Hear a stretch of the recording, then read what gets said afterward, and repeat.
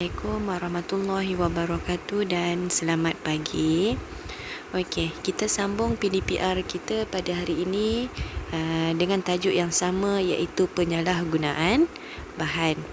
Okey, dua standard pembelajaran yang akan kita belajar pada hari ini iaitu yang pertama, menilai kesan bahaya asap rokok kepada perokok pasif, dan yang kedua, menilai taraf kesihatan individu yang terlibat dalam kegiatan merokok, pengambilan alkohol dan juga dadah. Okey, kita tengok antara kandungan bahan kimia di dalam rokok. Okey, semua kimia yang terdapat merupakan kimia yang berbahaya. Okey, kalau kita tengok ada gas beracun daripada exhaust kereta, ada bahan utama plastik, ada penanggal cat, ada pencuci lantai, ada ubat gegat, ada bateri alkali, ada logam dalam jangka suhu. Okey, ada racun yang digunakan dalam kebok gas, ada cecair pemetik api, ada racun anai-anai dan tikus, pelarut industri, bahan utama dalam lilin, ada tar dan ada nikotin. Okey, ini ialah kimia-kimia yang berbahaya yang akan memberi kesan kepada individu yang merokok. Okey, kita tengok kesan merokok kepada remaja. 80% daripada perokok bermula dari usia remaja. Okey, kita tengok ni beberapa kesan. Ada berapa kesan? 1, 2, 3, 4, 5, 6, 7, 8, 9, 10. Okey, 10 kesan merokok. Okey, antaranya ialah ketagihan, kedutan, kanser mulut, penyakit jantung, penyakit paru-paru, katarak, kerosakan kulit, kanser tekak, psoriasis, ulcer perut. Okey, ni ialah kesan-kesan kepada diri individu yang merokok. Okey, yang seterusnya, okey, manfaat berhenti merokok. Kalau kita boleh tengok dekat sini, seawal 20 minit dah ada kesan kepada individu yang berhenti merokok. Okey, jadi kalau kita ada adik-beradik, ayah kita, okey, saudara mara kita atau kawan-kawan kita yang merokok, kita boleh nasihatkan mereka untuk berhenti. Boleh cerita dekat mereka apa manfaat berhenti merokok.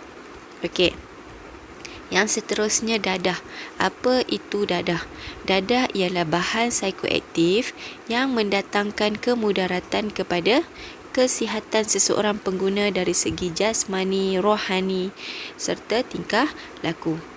Okey, dadah digunakan sama ada dimakan, diminum, disuntik ataupun dihidu. Okey, penyalahgunaan dadah bermaksud dadah itu disalahguna, bukan untuk tujuan perubatan. Okey, kalau macam kita cikgu bagi tahu minggu lepas, okey, ada dadah yang digunakan untuk tujuan perubatan. Okey, ciri-ciri dadah: mempunyai kesan paling ketara ke atas sistem saraf pusat, digunakan bukan untuk tujuan perubatan dan penggunaannya adalah dilarang. Okey, diperolehi secara haram, membawa kepada penggantungan fizikal dan psikologikal, dan yang terakhir mendatangkan kesan-kesan buruk dan juga bahaya ke atas kesihatan. Okey, kita tengok kesan dan akibat ketagihan dadah. Okey, dia akan beri kesan kepada paru-paru, organ pembiakan, bahagian otak, jantung dan juga hati. Okey, dia punya penerangan awak boleh tengok satu persatu. Okey, yang seterusnya, okey, kita masuk apa itu alkohol. Alkohol sinonim dengan arak atau minuman keras. Okey, selalunya diminum ketika bersosial atau digunakan untuk mempertingkatkan mood. Okey, ia juga boleh mengakibatkan ketagihan jika selalu diminum. Minuman beralkohol terdapat dalam pelbagai bentuk termasuk bir, wine, brandy dan whisky. Okey, gambar di sebelah ni menunjukkan kesan-kesan akibat ketagihan alkohol.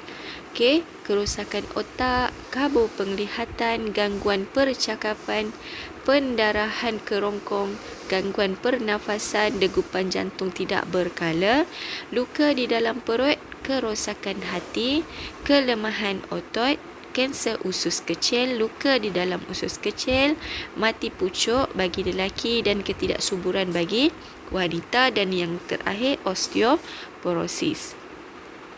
Okey, seterusnya kita masuk tajuk perokok pasif. Okey, perokok pasif adalah orang yang bukan perokok tapi menghirup asap rokok orang lain. Okey, contohnya macam kalau ayah cikgu merokok. Okey, tapi cikgu tak merokok. Cikgu duduk dekat dengan ayah cikgu yang sedang merokok dan cikgu menghisap asap rokok dari ayah cikgu. Jadi cikgu merupakan perokok pasif.